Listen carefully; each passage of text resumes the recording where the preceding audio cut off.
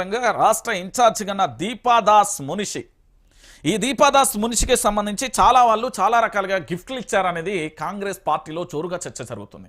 5-6 MLC పదవుల కోసం మొన్నటికి జరిగిన పార్లమెంటుకు సంబంధించి కావచ్చు, ఇక్కడ ఏది జరిగినా పంపకాలలో ఏదో తేడా వచ్చింది. ఆ విషయంలో రేవంత్ రెడ్డికి వెళ్ళి ఢిల్లీకి పోయి చెప్పడం వల్లనే ఇక్కడ తెలంగాణ ఇన్ఛార్జిగా ఉన్న దీపాదాస్ మునిషిని తప్పించారు అనేది సోషల్ మీడియాలో జరుగుతున్న చర్చ. సో మొత్తానికి ఇప్పటికిప్పుడు తెలంగాణలో ఇన్ఛార్జిని మార్చాల్సిన అవసరం ఏమున్నది? ఇప్పటికిప్పుడు తెలంగాణలో ఎందుకు ఇన్ఛార్జిని మార్చిర్రు అంటే దానికి సమాధానం లేదండి. ఒక జాతీయ పార్టీకి సంబంధించి తెలంగాణలో ఇప్పట్లో ఎన్నికలు లేవు, లేదా తెలంగాణలో ఇప్పటి వరకు పూర్తి స్థాయిలో ఏంది ఈ ప్రభుత్వానికి సంబంధించి ఆల్రెడీ ఇక్కడ రాష్ట్ర ప్రభుత్వం ఏర్పడింది, కాంగ్రెస్ పార్టీ అధికారంలోకి వచ్చింది. మరి అలాంటప్పుడు ఇప్పుడు ఏ విధంగా పూర్తి స్థాయిలో కూడా ఇక్కడ కాంగ్రెస్ ఇన్ఛార్జిని మార్చిర్రు అనేది కూడా ఒక అర్థం కాని విషయం. ఒకసారి ఇదైతే చూద్దాం. రాష్ట్ర కాంగ్రెస్ ఇన్ఛార్జిగా మీనాక్షి నటరాజన్ రాహుల్ టీంలో కీలక నేతగా గుర్తింపు. మీనాక్షి ఎంపికపై పిసిసి చీఫ్ హర్షం. రాష్ట్ర కాంగ్రెస్ వ్యవహారాల ఇన్ఛార్జిగా మీనాక్షి నటరాజన్ను నియమిస్తూ ఏఐసిసి ఉత్తర్వులు చేసింది. రాహుల్ గాంధీ టీంలో కీలక నేతగా మీనాక్షి నటరాజన్ కు గుర్తింపు ఉంది. ఈ మేరకు కేసీ వేణుగోపాల్ ప్రకటన విడుదల చేశారు. మీనాక్షి త్వరలోనే బాధ్యతలు స్వీకరించనున్నారు. మీనాక్షి రాకతో రాష్ట్ర కాంగ్రెస్ లో కీలక మార్పులు జరిగే అవకాశం ఉందని అంచనాలు వేస్తున్నారు. మధ్యప్రదేశ్కు చెందిన మీనాక్షి నటరాజన్ అట్టడుగు స్థాయి నుంచి అత్యున్నత పదవులను కూడా అందుకున్నారు. నాయకురాలు. ఎన్ఎస్యుఐ యూత్ కాంగ్రెస్ వింగ్ లోని పలు హోదాలలో పనిచేసిన మీనాక్షి నటరాజన్ ఏఐసిసిలోనూ కీలక బాధ్యతలు నిర్వహించారు. 2009 లోక్సభ ఎన్నికలలో మధ్యప్రదేశ్ మంద్ సౌర్ నుంచి పోటీ చేసిన మీనాక్షి ప్రత్యర్థిపై ఘన విజయం సాధించారు. కానీ ఆ తర్వాత 2 ఎన్నికలలో ఓటమి పాలయ్యారు. ఇక రచయిత్రిగాను తనకు గుర్తింపు ఉంది. మీనాక్షి నటరాజన్ నియామకం పట్ల పిసిసి అధ్యక్షుడు మహేష్ కుమార్ గౌడ్ హర్షం వ్యక్తం చేశారు. ఏఐసిసి ఇన్ఛార్జిగా మీనాక్షి నటరాజన్ నియామకం మంచి పరిణామం అన్నారు. అత్యంత నీతి నిజాయితీ కలిగిన నేతని, అతి సామాన్యమైన జీవితాన్ని గడుపుతున్న అందరికీ ఆదర్శంగా ఉండే నాయకురాలుగా గుర్తింపు పొందారని తన ప్రకటనలో చెప్పిండు. సరే, మస్తు బుగిడీలు మస్తు చెప్పిండు మహేష్ కుమార్ గౌడ్ అన్న, మస్తు చెప్పిండు. అది తెలంగాణ ప్రాంత ప్రజలకు తెలుసు. ఈ రోజు దీపాదాస్ మున్షికి సంబంధించి ఎందుకు పూర్తి స్థాయిలో కూడా మీరు ఎందుకు ఢిల్లీకి వెళ్ళి దీపాదాస్ మున్షి మీద ఫిర్యాదులు చేసిర్రు అనేది చెప్తే బాగుండేది.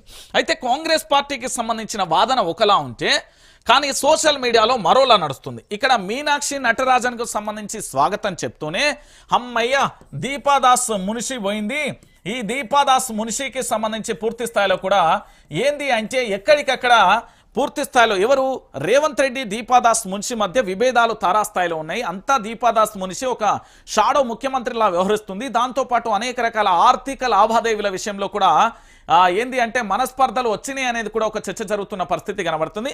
సో మొత్తానికి ఏం జరిగింది, ఏం జరుగుతున్నది అనేది కాంగ్రెస్ పార్టీకి సంబంధించిన నేతలు చెప్తేనే బాగుంటుంది అనేది తెలంగాణ ప్రాంతానికి సంబంధించిన ప్రజలైతే అభిప్రాయం వ్యక్తం చేస్తున్న పరిస్థితి కనబడుతుంది. సో ఇలాంటి పరిస్థితులలో మరొక ట్విస్ట్ కూడా చోటు చేసుకుంది. ఓ పక్కన ముఖ్యమంత్రికి సంబంధించి టీం అంతా కూడా తెలంగాణలో చాలా చోట్ల జరుగుతున్న పరిణామాలను చూపిస్తూనే ఈ తెలంగాణలో చాలా మంది బీఆర్ఎస్ పార్టీకి సంబంధించిన నేతల మీద ఫోకస్ పెడుతూనే ఈ పక్కనే వైపు ఆర్థిక విషయాలలో రాష్ట్ర ఇన్ఛార్జిగా ఉన్న వ్యక్తిని మారుస్తూనే ఇంకొక వైపు ఇక్కడ ఢిల్లీకి ముఖ్యమంత్రి వెళ్ళడానికి మరో కారణం ఏంటి అనేది ఇప్పటి వరకు కూడా అర్థం కాని విషయం. ఈ తెలంగాణలో సంవత్సర కాలంగా పూర్తి స్థాయిలో కూడా జరుగుతున్న పరిణామాలను అందరం చూసాం.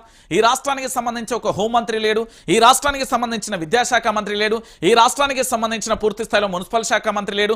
మరి ఈ రాష్ట్రానికి సంబంధించిన వ్యక్తులు లేనప్పుడు ఇక్కడ అధికారానికి సంబంధించిన మంత్రి పదవులన్నీ తమ దగ్గరే ఉంచుకొని రాష్ట్రంలో జరుగుతున్న పరిణామాలన్నింటినీ కూడా మనం చూస్తూ ఈ రోజు రాష్ట్రానికి సంబంధించి ఢిల్లీలో సీఎం రేవంత్ రెడ్డి మళ్ళా రాష్ట్ర వ్యవహారాల రాష్ట్ర ఇన్ఛార్జిగా ఉన్న దీపాదాస్ మున్షి ప్లేస్ లో మీనాక్షి నటరాజన్ అయితే వచ్చింది. మరి ఈ రోజు ఢిల్లీకి ముఖ్యమంత్రి దేనికి? ముఖ్యమంత్రి ఢిల్లీకి వెళ్ళడం వల్ల తెలంగాణ రాష్ట్రానికి ఒరిగేదేంటి?